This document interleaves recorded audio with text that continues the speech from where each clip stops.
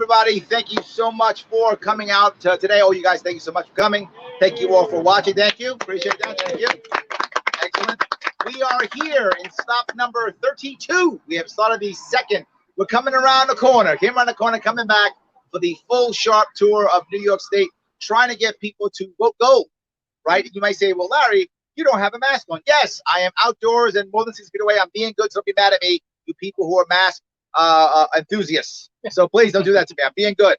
All right, so why in the world would I be out here doing this? There are so many reasons why, and I'm happy to be here in Hunter. This is Greene County, correct? We are in Hunter in Greene County, New York. There are lots of local candidates running, as you've heard me say 1,000 times. I hope you all vote gold. I hope you all change your registration to Libertarian, but I know some of you won't. You're listening and you won't. I get it. Some of you won't do it. No worries. I'm not mad at you.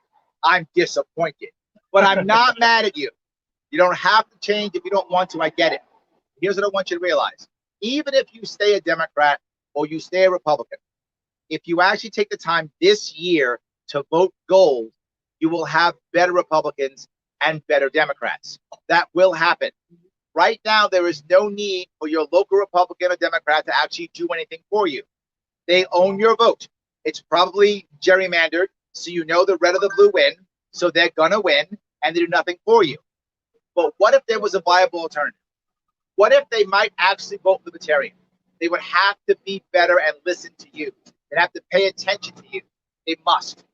If you want better Democrats, if you want better Republicans, you have to vote gold and vote gold this year.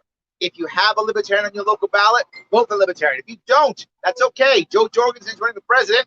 She's a Libertarian candidate for president. Vote Jo Jorgensen. Also good. Either way, go out of your way to vote gold this year. But Larry, do I really need to care? Will there be change? Yes. I'm telling you there will be. Ask yourself this question. What's going to happen? Oh, sorry. Some vehicles backing in. There's so many people who want to hear me. They're bringing them in by the truckloads. I mean, truckloads of people coming in who want to hear this message. Truckloads. So yes, I may have to disc it later. The truckloads of people who are coming in to hear us speak. So I know it sounds inhumane, but we do what we got to do. Yeah, so in any case, the reason why you will absolutely see change this year is because if you show the people who win that they don't just get to win because they happen to be red or blue, it will change how they think. And they will have to adjust and shift so that they'll do something for you in the future. It's that important. I've heard this before. Larry, I can't vote gold. How can I vote gold? This is the most important election of our time. Well, they're right. It is. This election is too important for you not to vote gold. Because I'm going to ask this question. If now is a tough time, an important time when you got to vote to stop Trump, or you got to vote to stop socialism, or whatever is your left or right paradigm, is it going to get any better next year? Or any better the year after that? Is that gap or that fear going to go away next year or in 2 years? No, it'll be even worse. It'll be even worse. Imagine if Trump wins this election. Democrats all of a sudden go, okay, now we're all Republicans. That's not what happens. They fight harder left. What if Trump loses? Republicans go, okay, we're all Democrats now. Of course not. They fight harder too. This is only going to get deeper. What is the only party, the only movement that can heal this country, that can heal our state, that can heal our county, your country, your state, your county? Liberty Movement. We are the only ones who cross the aisle. We are the only ones who are able to actually give you answers. Why? Because we have to. We can't just spew rhetoric. We have to give you answers. It's imperative. Now, I want to bring up someone who's going to talk to you about some answers, who's going to talk to you about how she's going to make change in her county. Someone who's wearing, some of you have seen her before, but it's okay because she's still awesome. Even the second or third time, it doesn't matter. Woman here in New York State, running for Congress, Victoria Alexander. Thank you, Larry. Thanks, everybody, for coming. This time, I'm going to pick up on a conversation I was just having with one of our guests here about the unbelievable debt that we've gotten into. And I'm thinking of the CARES Act recently, where Congress and the Senate, Congress went together to decide on that $1,200 payment for everybody. And then everything, including the kitchen sink, got added to that bill. Money for the Defense Department, money for United Airlines, money for the National Endowment for the Arts, all of which may be perfectly good things, but there was only one thing that the people were interested in having a decision on. Now, if I'm elected to Congress, one of the first bills that I will push is one called the One Subject at a Time Act. And that is a bill that's being promoted by the Downsize DC group. And what that means is that every bill that goes before Congress can only be about one subject. So you can't pack on all these unrelated issues, piggybacking on something. So you can't have a bill that sounds the CARES Act, the HEROES Act, the Patriot Act, and then it has all these other pieces of legislation and funding and projects that it is, giving, allocating tax money for. They have nothing to do with that title. So One Subject at a Time Act. And people will tell how Congress operate. I mean, that's how we get things passed, because we throw in some things that the Republicans want, and we throw in some things that the Democrats want, but then we end up with so many things that none of the people want. And so you're basically, bribing each other with all this other legislation. So that's got to end. And one of the reasons why this is so important to me is if I were elected, I would want to hear from my constituents what they want me to do on each bill. I would want to know. And they wouldn't be able to read a bill that has this many pages. So not only do the representatives not have time to read the bills that come on the floor, 5 hours before, but the people don't know. So that's got to stop.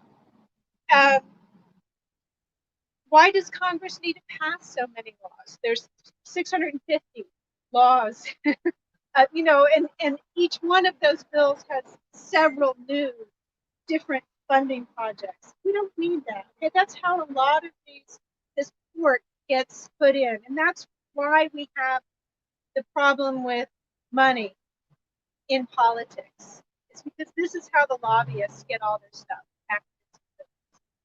Another bill that's really important to me is the Ranked Choice Voting Act.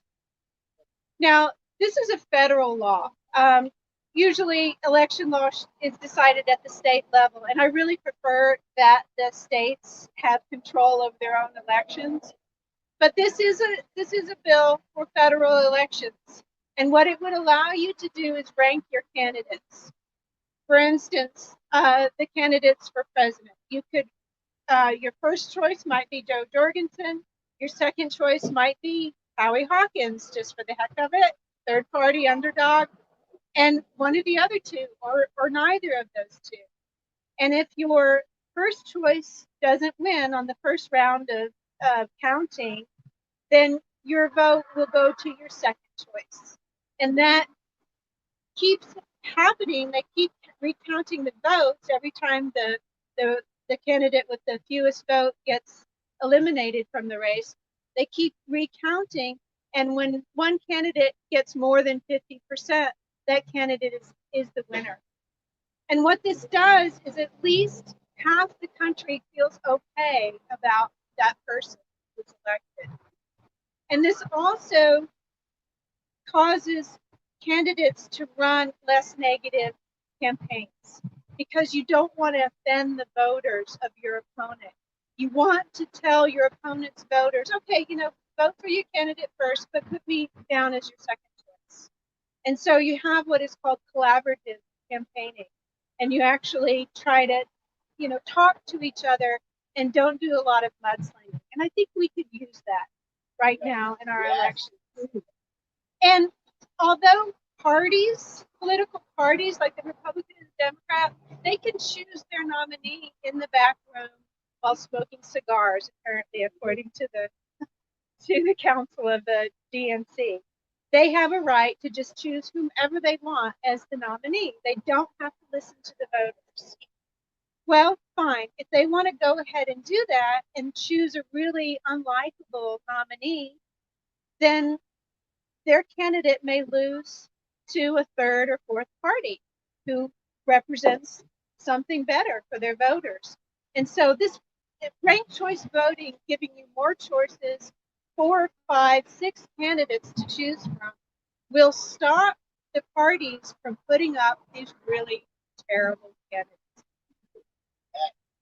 And the last thing, my website is directdemocracyus.org.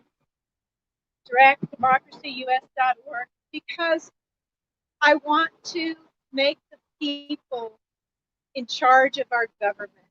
Government shouldn't be some abstract entity, lawmakers. We're the government. You know, we're always saying, well, the government is corrupt or whatever, but that's us. When did we lose control of our government? So I would like to give the people more power by allowing them to tell me how they want me to vote the bill. Using some sort of blockchain encryption, I think it can be done. I wouldn't do it if only 50% of the voters participated. If I had a large majority, 75, 80% participation, and 50% of them said no, we hate that act, then I'd either change my vote or abstain from voting. And we need this kind of thing because we've seen bills go forward like stop the war in Yemen, 80% approval rate from the public, and yet no. So directdemocracyus.org. Thank you very much. Thank you. Facebook.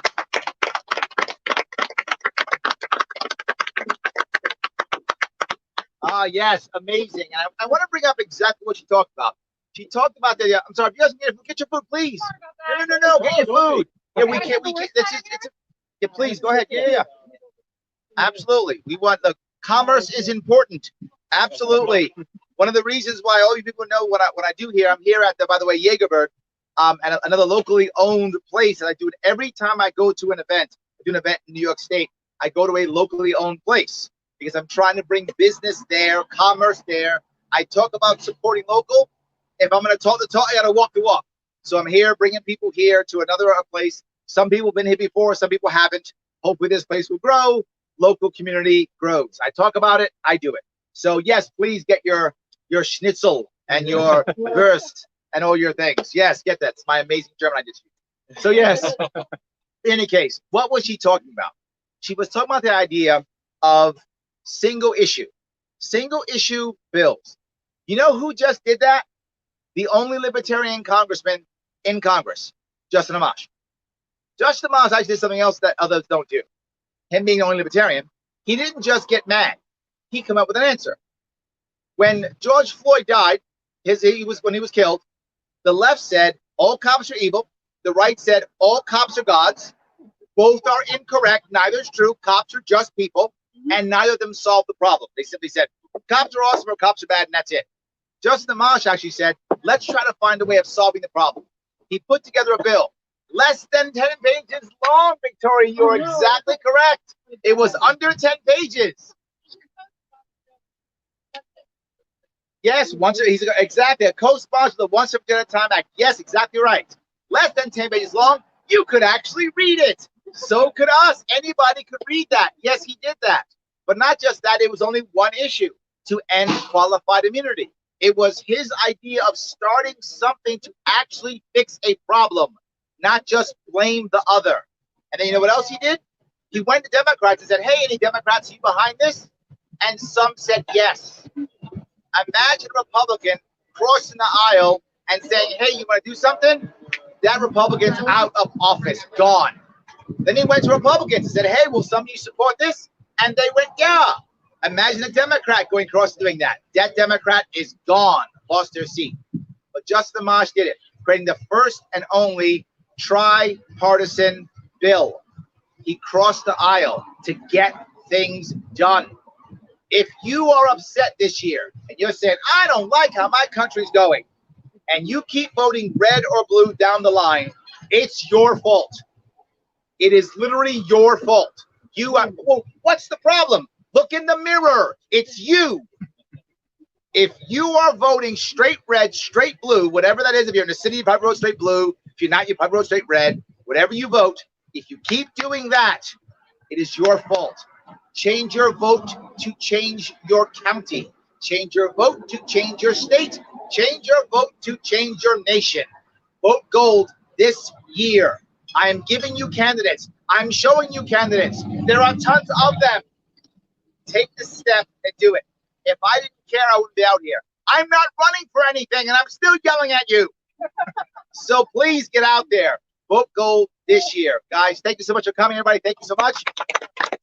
Thank you guys for watching. Vote gold this year.